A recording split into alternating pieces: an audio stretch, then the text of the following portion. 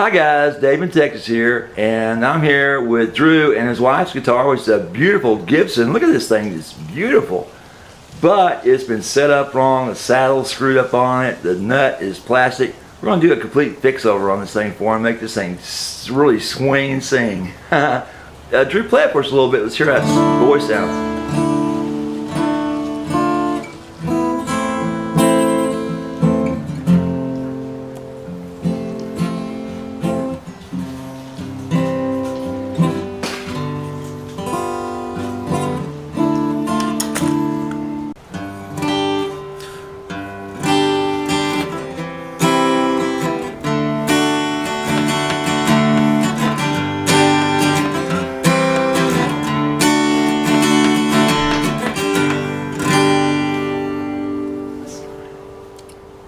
Okay, cool. Okay, great. All right, let's get to it, Drew. We're going to cut away, guys. Set the guitar up on the bench and start taking a look at the problems with it. Get those old nasty strings off. And first, oil that fretboard like you know how it goes. So hang in there, guys. Okay, so we got the Gibson on the bench. We're going to cut these strings away. And as usual, guys, I wrap these strings so no one steps on them. Especially my kids. And I also make sure to put them in the trash when no one decides just to shove them down in there or shove something down in there and get jammed, because these things are, believe it or not, have all kinds of bacteria on them that's just normal. It's just normal to have it on there. Okie dokie. So we get these things off. When we get a chance, we're going to put some new Ernie Ball or Earthwood medium lights, which is the gauge that's on there now, is medium lights. I'm not really sure what brand these are. They look like decent strings. They sounded okay for being so old as they were. And this one's really wrapped around this E string. Okay, so what we do, guys, as usual on my videos, you see me do this. I wrap these things around in a circle and throw them away. That way that they're out of harm's way and no one gets jammed. Because it never fails, some guy will come over and go, hey, look at this, got to shove this trash can down. Because I don't want to scratch this thing up at all if it'll just behave itself today. All you gotta do is just kind of put it in there and up they come. Ta-da! No fuss, no muss. Okay. Sorry guys, my arm's in the way, but I gotta get this thing out of here. Who's that? Is that Heidi? Oh, they're bitching. I got two female Dobermans. They're a little nasty around strangers for some reason, but if we're around, they're fine. You know what I'm saying? So don't worry. Okay, let's put these where they belong safely. You want to toss those away? Okay, let's first things first. Let's get this thing oiled up with some oil. And Drew doesn't know it, but what we use here is special linseed oil. We don't use anything else on these necks because it is the best properties in it to protect that guitar's neck. And this one looks like it's bone dry, so we're going to put some on there and let it set for a while and make sure that it gets plenty on there. And let it just absorb it.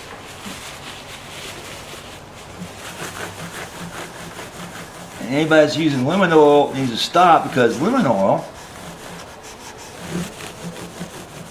is acidic. Lemons are acidic and they chew up wood, they dissolve it. So you don't want to put lemon oil on here, even with spray pledge, guys. Stay away from that stuff. And it's not too dirty, it's pretty clean. She's keeping her guitar clean. But we're going to let that sit on there for a while, maybe 4 or 5 minutes. And come back to it and then rub it down again, getting excess off of it. And then we'll check the relief on it, make sure that's okay. And then we'll check the truss rod, make sure it's working. So hang in there, guys. Okay, guys, well, I got the truss rod cover off of it, and it looks like it's cracked at the screw holes. It'll probably be replaced. But it's just, it looks like a replacement one anyway. But here's the important part. Does the rod work? And he says it's 2001, it should, but that doesn't really make much difference. And we're going to see right now if this truss rod is frozen or what's going on with it. Let's just get a little turn. No, it's tight, but it is working. Okay, so the truss rod does work. It's not frozen. It's a little tight right now. Let's check that relief on it first and see what's going on as far as its relief is. If it's flat or if it's bowed or what's going on. I can't tell by the eyeball anymore. I've seen too many of them. Okay, it doesn't have hardly relief at all on it. Just it's got like a hair's relief on it. I may have to adjust that neck some. But what's odd is it's not on 24.5 scale. It's on a fender scale. See what I mean? Isn't that strange? It fits the fender scale perfectly, 25.5 inches. So let's just check that out and make sure I know what I'm talking about. But it's got Gibson nut in there. And it's got Gibson paperwork, so it's 25-inch scale. Alright, no problem. That's actually 24.5, just a little off. Anyway, when we string it up, we'll look back more for the relief on it. But in the meantime, we're going to back it up here. Let you see this again. And then we're going to check the check each one of those frets for height as well as for pop frets. It's easy enough to do. So hang in there while we do that real quick with a piece of bone. I think y'all know that routine by now. We take a piece of bone that we cut nuts with, and we take it down the fretboard.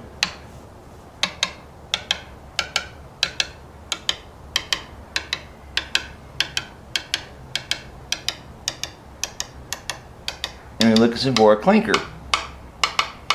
Alright, no clinkers, so the frets are fine, but do we have a problem with the height of the frets themselves? There is wear on them. You can't see it too well, but there is wear on the frets, cowboy cord wear.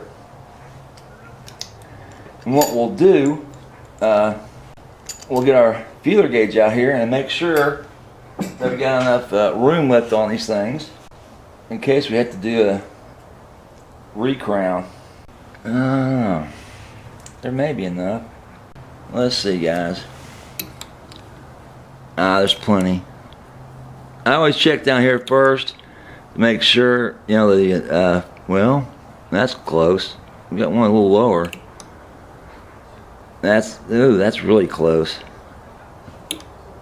These are getting low, guys. Somebody's recrowned these already, I have a feeling. Oh, jeez. That's almost too low. Those are almost even. Somebody's recrowned this, I have a feeling, or it's been done. I'm checking them, When I get down here to the last ones, I should have a bunch of relief on those, or I should be way above, and they are, my feeler gauge. But the first 12 are kind of low, you know, a lot lower than they should be. On a guitar that's never been treated, but it could be this has been recrowned. I have to ask him when he comes back. What he wants to do is put a bone nut on this and reshape the saddle, get that right, because it's pretty messed up. Wow.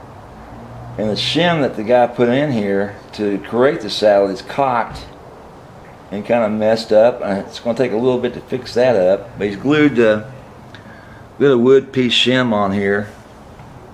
And he's got his electronics underneath there as well, has to be concerned about. He said the electronics have come loose and aren't working anymore. So I got to take a look at that as well. But if you look, I'll zoom in for you. The saddle itself is cocked forward, so everything's probably playing, you know, very badly. It's not the right height, and you just can't make it, you know, stand up proper because it's not been made properly. Anyway, we'll get that fixed for him as well. We'll check his electronics. You saw how much that guitar sucked up oil. It was like amazing. I mean, it was bone dry. So that's an issue I need to keep, you know, make him very much aware of. And see that he gets some linseed oil for his guitar to protect it. Okie dokie. And beyond that, Let's see how his tuners are set up. We'll check his tuners. Make sure they're okay. I got some loose ones. Yeah, those are loose. A little bit on the worn side, but they should be okay once they're tightened up and set up. Take a look at the back of this. And get that fixed. Let's take the saddle out and let's look inside it and see if we can go, figure out what's going on with the electronics. Of course, all these electronics are different, but this one has definitely come loose. Sorry guys, this one's come loose inside the guitar itself, and the controls are hidden up under here. It's just a volume switch underneath the sound hole, it looks like. Can't really tell, but jack's in the back and the strap button, and it looks like it's very simple. Just volume off, volume on, and we'll have to check that once we string it up and see if it plays, or I actually test that before it plays. And we got a loose pick guard that needs to be taken care of. Sorry guys, let's get back down to it. I've got a loose pick guard that's coming up, needs to be brought back down again for that goes away. I think it's all connected on everyone else to that one spot. Yeah, before it catches a pick or a string and causes some problems. But hang in there guys while I figure out what's going on with these frets. Okay guys, I want to introduce you to this guitar real quickly. It's a Gibson J200, it's a real one, and it's absolutely beautiful. And this is his wife's guitar. She plays this and she dearly loves it. And I want to get this thing sounding just perfectly, and a bone nut and saddle will do it. It belongs to the same guy I'm working with, the Aspen. And look at the job he did on its neck. Now, this guitar's had some problems. It had its neck broken on it. Take a look. But being a J200, whoever fixed this was a master luthier. You can see the splits, right? But look at those inserts, what he did with it. That's the way to fix the neck, not just glue it. You can see the crack line on it, I think. Maybe not. Anyway, you can see the crack line on it. There you see it. You see that counter wood that goes up and down it on both sides? That is a master luthier showing the best of his craft, my friends. And that's what I intend to do with that ovation I got in. It has a broken neck, the Spanish ovation. If I have enough room to work with. Now I may go the metal rod route and repair the crack that way. It just depends on what I get left with. Now, this guitar and the Aspen have been in my office waiting for me to get this thing done on these bone nuts and saddles. Of course, like I told before and just earlier, I got some clinkers for bone nuts and saddles. I had to replace those. And it just shocked me. It happened again. Now, the first set I got of bone about 2 months ago. If you remember, I had a video about it. The darn nut broke. I get it down to a certain level, start putting the grooves in it with my files and my saws, and snap, it is cracked. So I wrote to the guy, emailed him, said, hey, what's the deal here? I put him on this high intensity line to see if I could see any kind of fissures or cracks in. That's what you do. Of course, I didn't see anything, and then I ended up working it, and it cracks on me, and it happened twice. So the guy goes, I'm so sorry. He sends me a replacement set. And I go, okay, fine. But I don't reorder. And I go to another source that I trusted. And what happens? I get these nuts and saddles in, the raw nuts and saddles, and I'm working them. I put them into the other guitar, the Aspen, and my Yamaha. And what do I hear? Clank. Actually, guys, that was the tone I got. Clank.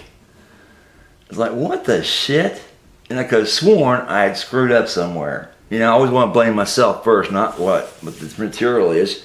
You know, as a poor craftsman that blames his stuff. But I swear to God, that's what happened. And here I am again, for the second time, making these two guitars, nuts and saddles. But I want to make sure they're very happy with the work I do. They're very nice people. I like their guitars. I like their style. And yeah, they're disappointed that we ain't got this out yet. But again, it's a case of working with the guitars, the acoustics, and the weather. And you can bet your boots I'm not bringing this guitar out in bad weather. You know, stormy or cold and stormy, no way. You know, this is an older J200. I think it's maybe 18 years old. And it does not need, you know, the grief of being put through, you know, weather extremes. That's the last thing this guitar needs. You know what I'm saying? Anyway, we're going to oil both up fingerboard, get them done. Make sure they have more life left on them. But I've had both these guitars strung up already.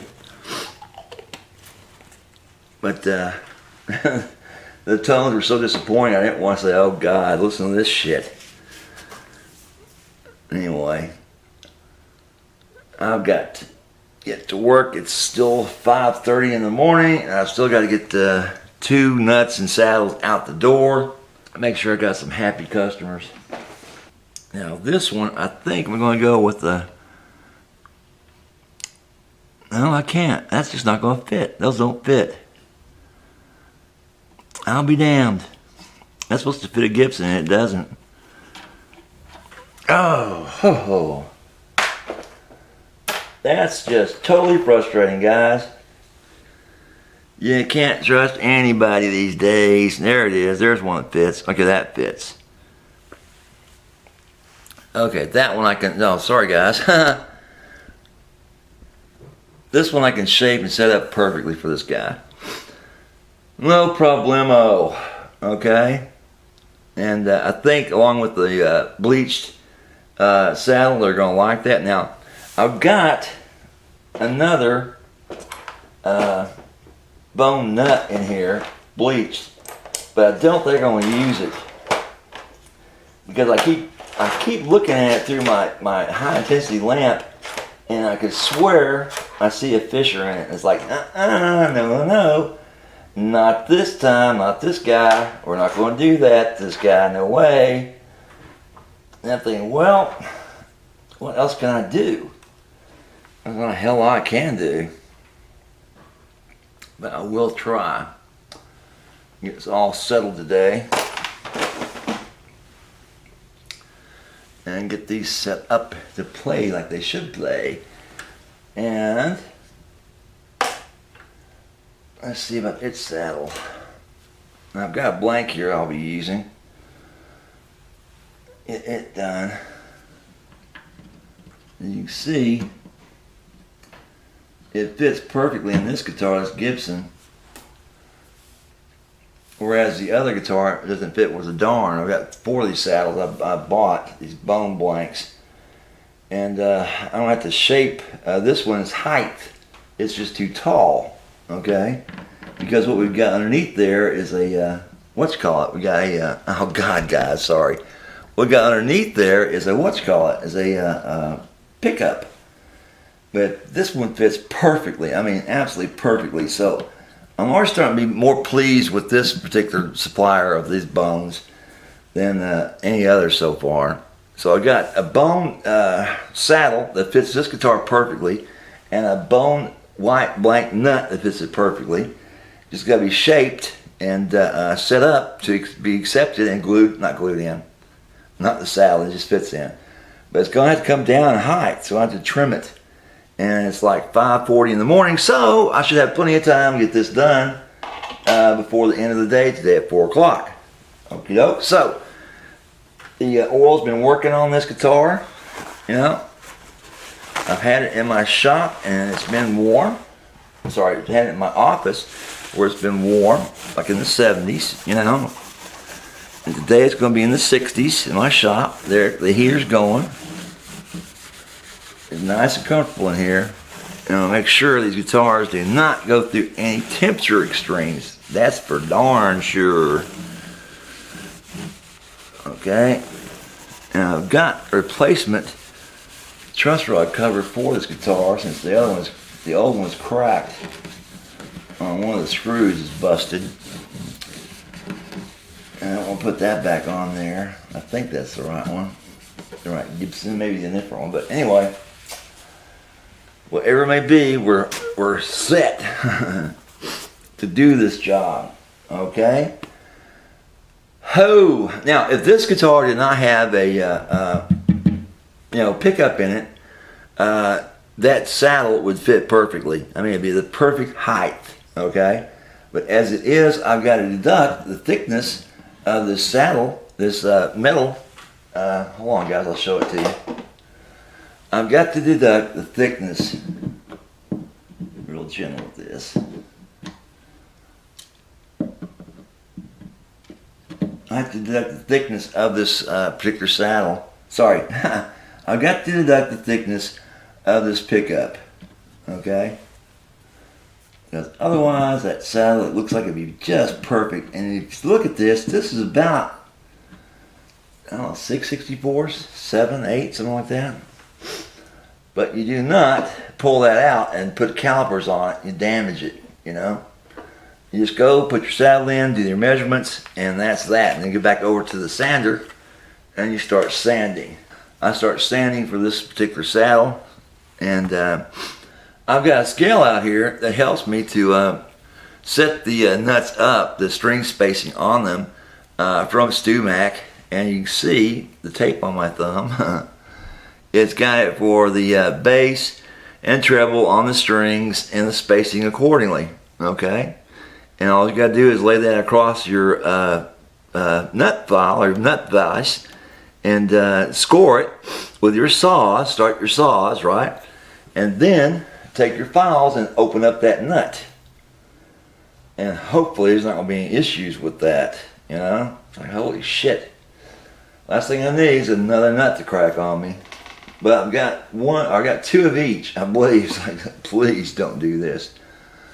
So anyway, hang in there, guys, while I switch the camera around so that I can show you the file work that's going to be needed to do this and that, as well as shape that nut up. So hang in there. Okay, guys, now I'm looking at the old saddle, the plastic one they've got on the J200. I'm a little confused. They've shimmed it twice and added quite a lot of wood to the back of it, to the bottom of it, to bring it up higher, which is odd. But if that's from the luthier that did the neck, I don't want to trust him. I mean, that means that this bone saddle's got to come down. Oh gosh, maybe 1 or 2 64ths at the most. Not much at all. Let me show you this.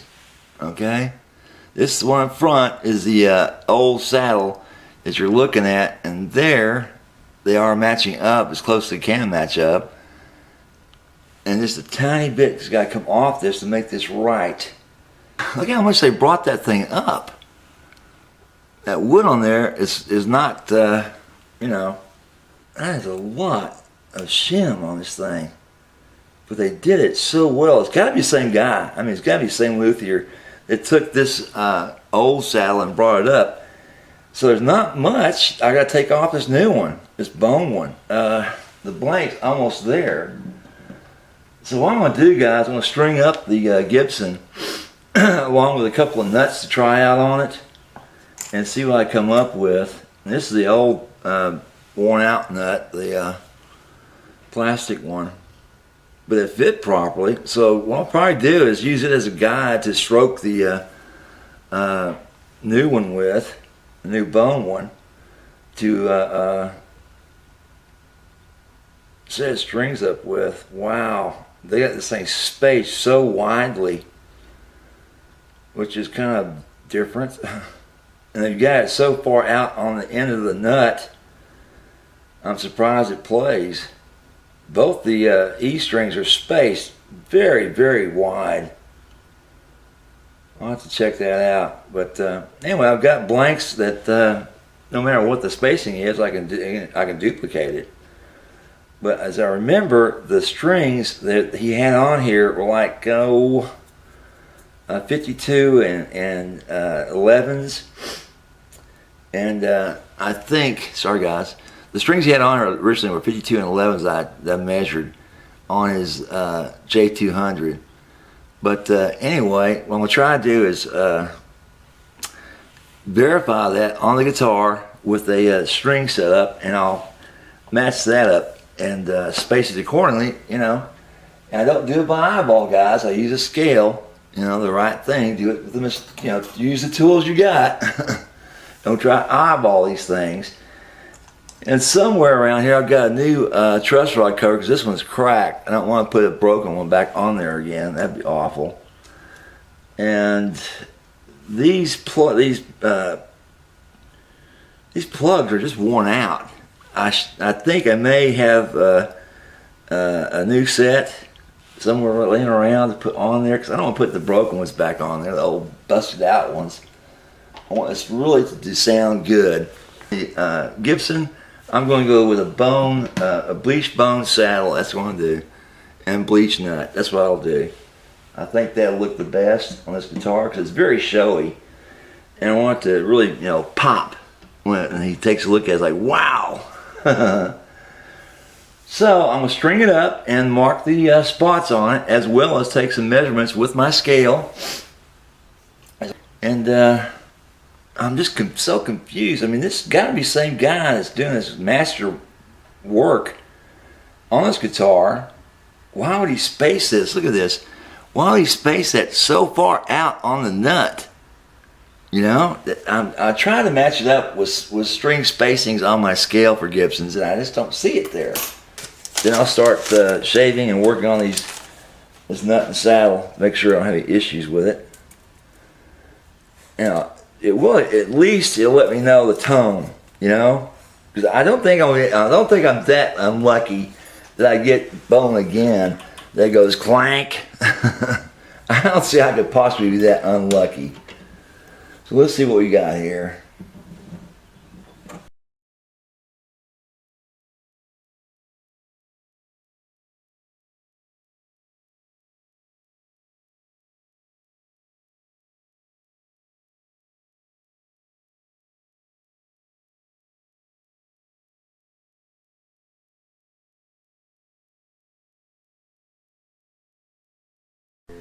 Okay guys, I got a temporary nut in this Gibson. I'm putting strings on it. Listen to this.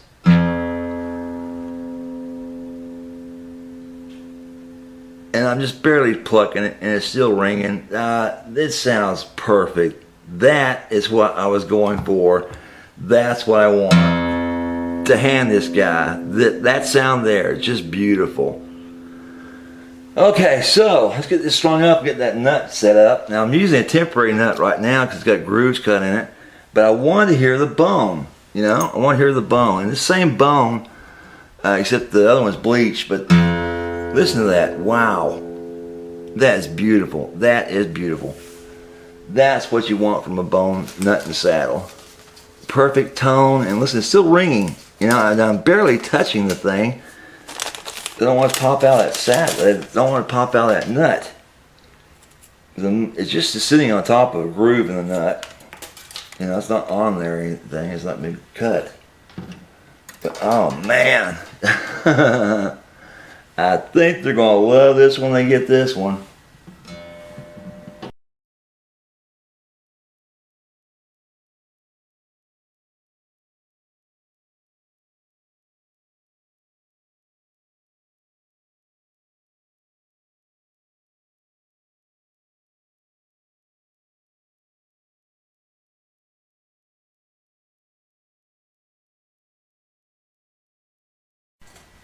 Okay guys, I'm here working with the Gibson, and I want to stop for just a second. Again, today's mail came in, and somebody very nice out in California seems to like my show, my videos, you know, and I appreciate it very much. So I appreciate it, And you don't have to send me anything, guys. You know, and let me explain this to you. Joe sent me a box of nickel wound Diodarias. Look at this. Not just 2 or 3, 12 of these things. He sent me I opened it up and I thought, what the heck? That is so generous. Joe, thank you very much for the gift. I never want to come off as being ungrateful or ingrate. But the thing is, remember, guys, you know, I don't have viewers mail on my videos or my show. I don't go through and give names and all that kind of stuff of people that send me stuff. I try to avoid that because I don't want them to duplicate it. You know, it's like I dearly appreciate it, and I think that is so generous and heartfelt, and it does touch me that these people send me stuff. The viewers send me stuff, and the thing is, what people don't understand is that I have a tiny little corporation here how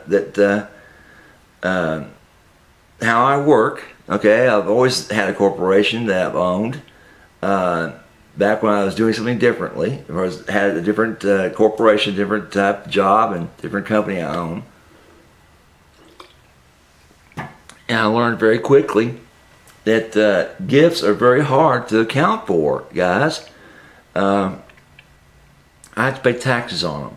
Okay, if it's a personal gift to me, it's a personal tax I have to pay, and that gets difficult, especially if you have a bunch of these things show up. Which, you know, thanks goodness they haven't. They just come in kind of once every couple of weeks or so. But I do appreciate them, guys. Please don't send me any more gifts, okay? If you want to show me something, like say for example, you got a product you want to plug, or you want to say, hey, take a look at this. Can you tell us, talk to us, talk to your viewers about this? I'd be more than happy to. All right, that's a different animal altogether. But just don't send me gifts, please, okay? And I appreciate you guys appreciating me, but that's all I want to say about that ever again. Okay, so thanks. Okay, I've got it starting to pitch. It's going to go in and out for a while, and that's going to be an issue. But I've done a spacing on this, and it's perfect Gibson spacing with the nut I've got on there now, the pre-cut nut. It's not pre-cut, it's kind of grooved, you know what I'm saying? But I'm taking this through here, and I'm looking at the scale of it, right, with my scale here for cutting nuts, and it's perfect Gibson, right, perfect. And I'm looking at the spacing on the board itself, the fretboard itself, and it's perfect. All right, it's just a little high right now because the saddle is too high. But everything on this says that is the way it's supposed to be, not like what was on there. Of course, the nut needs to be changed as well, because this one, the nut's not even grooved. It's way too open to hold the strings. Just barely cut to hold the strings in place, so you know where to make your cuts at. Anyway, it's going to get a different nut on it, and I'll get up the pitch. I'll mark it and copy it exactly. With the bone that's been bleached to match the saddle here, right? Make it match, and go from there. And I'll have to take the saddle out here in a little bit to shim it or shave it down about.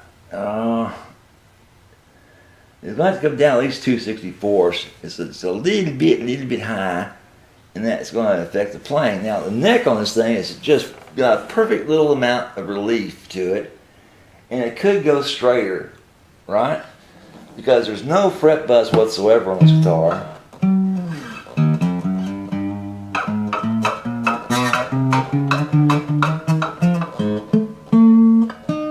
And the action's kind of high, all right? Way too high, really. And I think that was duplicating what it was before. The same difficulties it had before, except the 2/64's down. But I'm going to adjust that neck for sure, because it's got too much bow in it, too much relief, It's like, wow. After putting the strings on it, after checking it out, yeah, I'm going to change that back to where it's normal again. And since it's perfectly, you know, set up and straight, then, you know, the action will be much better, and I won't have to cut a ton off that saddle, which I don't want to do. You know, I want to lower it too much, and then have to shim it like this guy did with the old saddle. Okay, for the first thing that has to happen is that you gotta get that nut in there perfectly lined up on level, okay? And then you have to choose your scale, which I'll be going right with this one here, which is a matchup for Gibson according to the scale, right? And your first strokes are with saws, not with files. You stroke the, well, first of all, you mark the thing with pencil. The first thing you do is take the nut that you're using in the guitar and place it up against this and line it up. Verify the scale with this little scale ruler here, alrighty, and go from there. Mark it with pencil, and next thing you're going to do is pull out your saws, all 6 of those, and place your marks down there to start the grooves with the files, alrighty. You never start with files because they'll wander all over the place, and you don't want that to happen. And what you're going to do is start at the front and work your way backwards so that the string rests upon the nut, is not buried in it. The guide is to keep it on the back side and just over the lip of the edge, okay? That gives you the most sustained and truer tone to it, the guitar. And you don't have to cut it much because you don't want it buried, you know? Just enough to hold that string in place when you're doing some pull notes, and nothing, you know, crazy, but you want to capture the G, B, and E, you know, inside the nut so they don't fall out. Obviously, you don't want them sitting on top of the nut; they'll just slide right out. So I cut those just deep enough to capture them inside the nut. The bound strings, you know, even if you have G that's bound, you want that to be 50% above the nut. Got me? So now we're going to set up our files and our saws and go from there. So hang in there, guys. Okay, guys. So I had a temporary nut in the SG200 just for a little bit to test it out, to verify. And I come to find out this nut, this doesn't fit into any scale, and it doesn't do a great job inside the guitar itself. But this nut, right, which is a unbleached nut, which I think is better, but anyway, what we're going to do is mark it up on this particular nut, this white one now, this bleached one. Make sure we got this right. And mark it with pencil, then start scoring it with the saws, and then open it up. I hope that makes some sense. Makes sense to me. Everything's been done to this except to put the grooves into it and get that set up right. Get this thing balanced. It's still a little bit cockeyed. I got to readjust this vise some. It's never easy to do on these once they've been shaped. Even the rough ones, you know. So I've got to back it off here and get a good line to work from. Okay, I don't know if you can see it or not, but that's perfectly the same distance on that nut I had in there for testing purpose, and this is my other verification. Yeah, right, it's perfect to scale. Okay, so we got this thing to scale, everything's going good. We got to make marks with this with the saws, then come back with our files, the appropriate width files, and get some grooves in this thing. Okie dokie. And I got a little finish up file I have out as well, and my no-go gauge to make sure there's no issues on that either.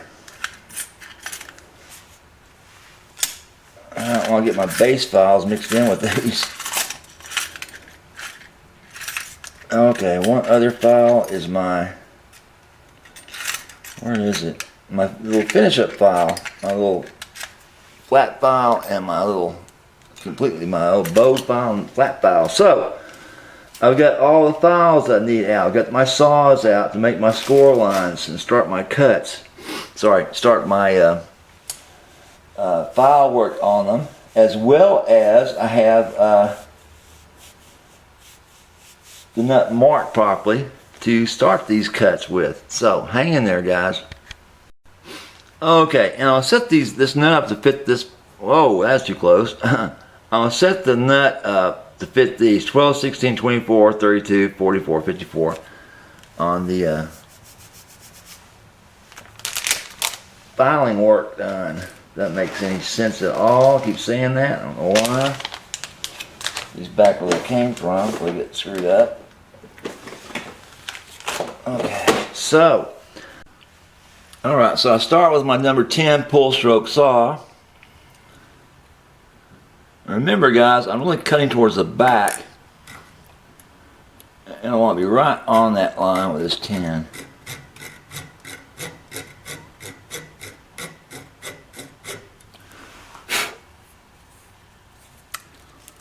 And I'll take these gauges, add up the appropriate number, and I'm not there yet. Come down a little bit more. What I'll do is again cut towards the back, about like that. That's about as much as I want to do on that number, that high E string.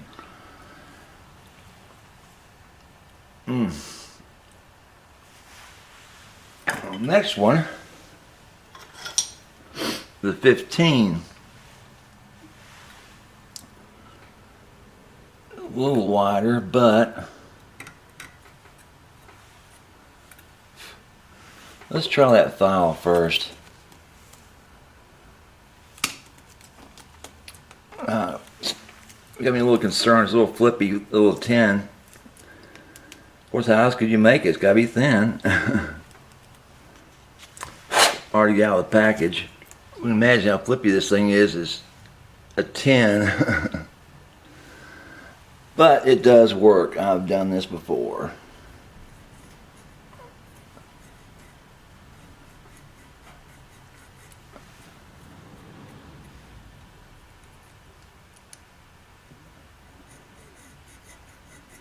And that's as far as I want to go. That's it. Okay, let's check that gauge again. Oh, 10 to 16, so 15 will be fine. Make sure right on that line, I'm cutting it to the back.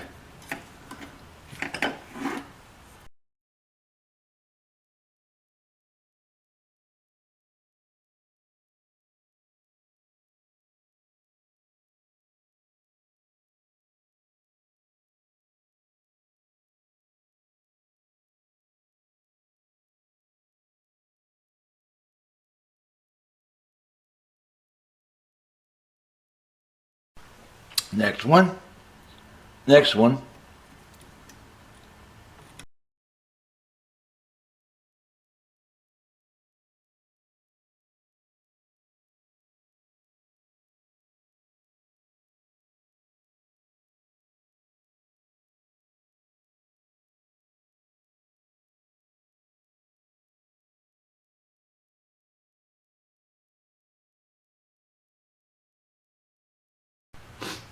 Well, I just realized my phone's not charging, guys.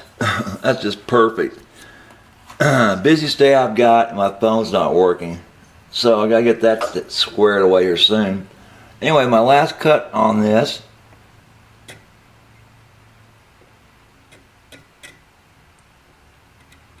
That'll be dead on.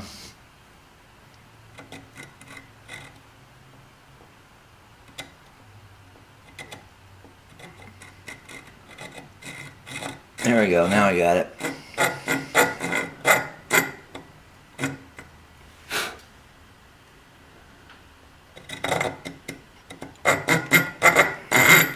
Alright, there's my first cut for my guide. Now,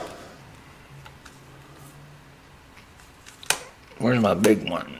Where's my 50? Oh, where is you? That'll be this one. That's it. Here's my big one. Alright, so Just about got this thing done. Here's my big gun here.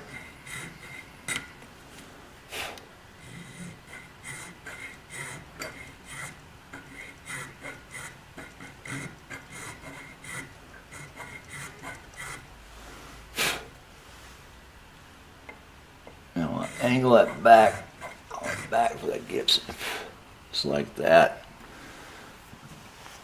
Well, there she be, guys. That's the rough cut.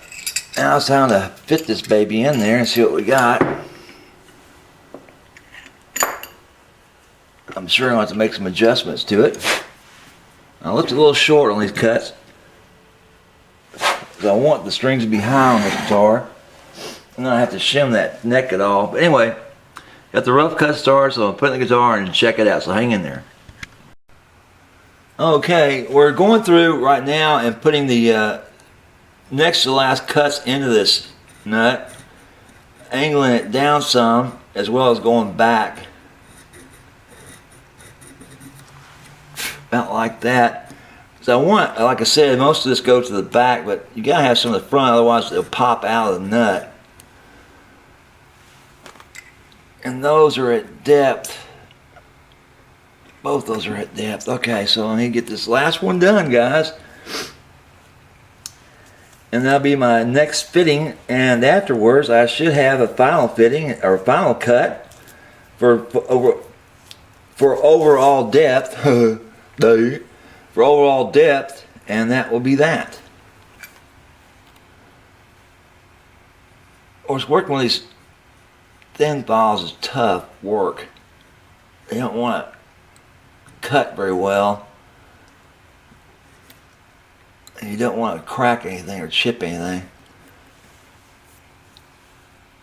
There's just not a lot of space in there, guys.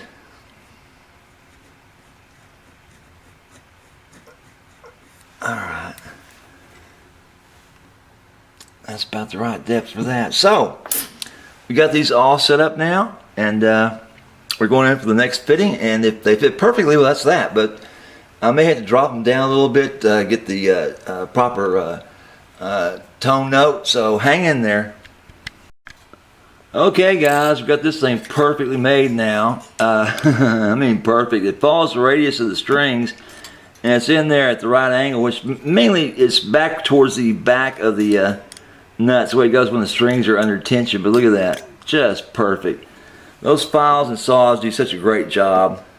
Anyway, this one, all it needs is to have the saddle shimmed down just a little bit. I mean 2/64 at the most, and it'll be perfect inside this guitar. So that's the way it works. Alright, so next step is get the saddle up here, get it up on this particular vise, okay? Put some new paper in there. I'll actually move this paper over. Get a new piece of it up in it, and get that saddle out so I can finish this guitar up and start on the next one. Okay guys, believe it or not, I've got to drop this thing down 2/64, and that's the bottom of this line here. And a lot of people will ask me, why are you bothering? 2/64. Well, believe it or not, that will affect the way this guitar plays, and I want it to play perfectly. You follow me? So 2/64 is going to come off it via this right here, and me hand doing it and making sure it remains square. That's the toughest part of this job. And I will be using my square right here to check it for squareness. If there's such a word as squareness. There probably is somewhere. Anyhow, that's what we're going to do next, guys. So let me set the camera up to show you a little bit of what I'm doing. I'm not going to film the whole thing. That's just silly. I mean, that's just too much. I'm sure people are going, oh, I'm bored to tears. Why is he doing this to me? And I understand that, Here I've got my two-sided tape on here, and now I start my process. Now some people say, why don't you just get us, up against a sanding wheel? Well, I could do that. I've got one. But it never fails. I try to take off a couple of 64s. I go too far, You know, I'll be more careful when you do. Yeah, I try to be. Trust me. See, I'm almost there already. that's how little bits got to come off. And again, why are you doing that just to see? Because it causes the guitar to not play right unless you do it. You got to do it right.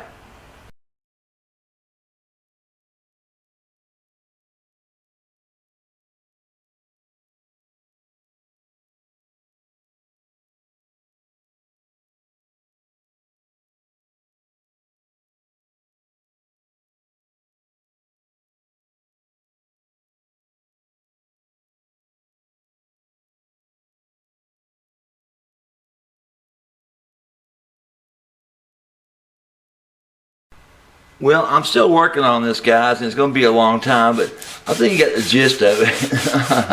It's back and forth, very slow work, very tedious, and I'll be here another hour doing this. I'm not going to videotape an hour of this. You know, I know you want to see everything, guys, but I can't think of anything to say for just to run on for an hour. I know I got to get the gab, but that's a little long. Tough nut on the aspirin finally on and set. Now, gotta wait till the glue cures. We do anything else to it. Gotta leave it alone. Don't want to pop it off and have to clean all that glue off again. That's not the fun thing to do. That can damage that guitar. So that's going to take about 12 hours to set up and cure. In the meantime, we're going to get this all polished up and ready to go, and nice and clean. Get all my hand markings off of it. This is a beautiful Gibson. I mean, you don't get much better than this for Gibson, guys. As far as good looking, this is it. This is as good as they get. And whoever had this before, you know, took real good care of the body. So, like I said, I think this is his wife's guitar, and she's doing an excellent job taking care of this guitar. No belt buckle rash, no scuffs, nothing. This guitar is pristine clean, my friend. And it's obvious she loves this guitar. You know, all the work that she's had done on it tells me that she really loves this guitar. Excuse me, and it has a broken neck. Yep, that's right, the headstock's broken off. I think I've shown you that before, but let me show you again before it leaves. Take a look at here, guys. See that job they did? That is a master luthier's work at hand. Now, of course, you can see the glue lines. Those will always be there. You know, that you can't hide, plus the missing parts. But he filled that with poly. You know, the missing parts, very clever, I think. And that he didn't take wood putty, but he took clear poly and filled in the parts that were missing. You know, the chips, the divots. Where are we on this guitar? We're on the polish up and the clean up, and there she goes. That is a beauty, guys. I hope you can see all this. You can see most of it. Look at that. That is a beautiful guitar. You don't get much better than that. Okay, so back to the Aspen. It's sitting here waiting for the glue to cure. 12 hours from now, we can put those strings back on the nut, tune it up, and play it. Go to town. Go ahead. All right, so I'm Drew. This is my wife's J200. David here has gotten through putting a new nut and saddle on it and getting it set up to be playing in good working order. And man, it sounds really pretty. I'm gonna do a couple of quick tunes for you. I'm doing original and audio slave tune as well. I Am the Highway, at least part of them. Cool. Yeah. All right, guys. Well, so it seems the space invaders gathered all my gold. I got back to my place, all my shit's been sold. Met a voodoo woman at the hole in the wall. She looked right through me, said, "You're headed for a fall." Woo, woo, woo.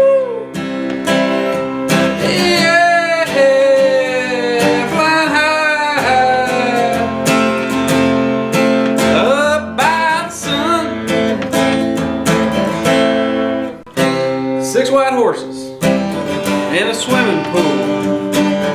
Everybody's grooving, everyone's cool. Then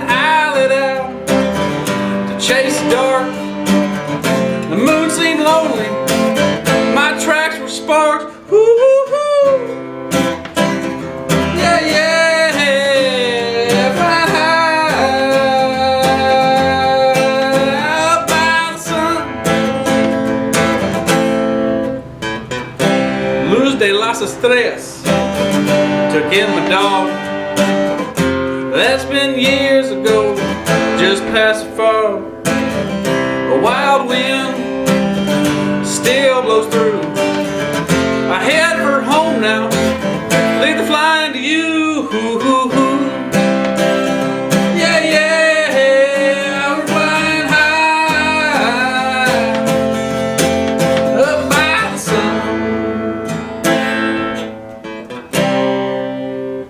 Nice, good song, dude. That's his, guys. He wrote that. That's a Damn. Thanks, thank you. You wrote the lyrics and the music? I did. Damn, nice job, dude. Go to rehab, write a song.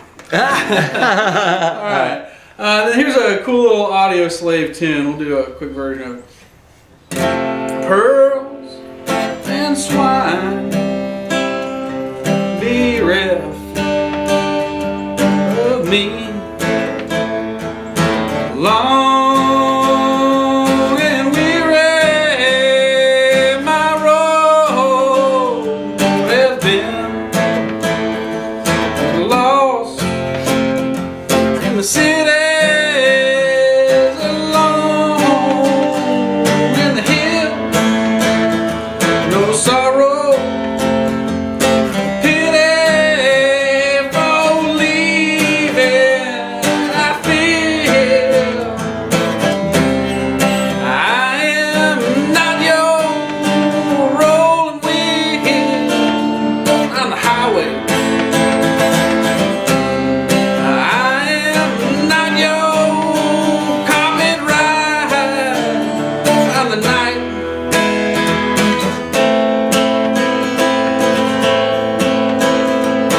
Friends and liars, don't wait for me, 'cause I'll get on all by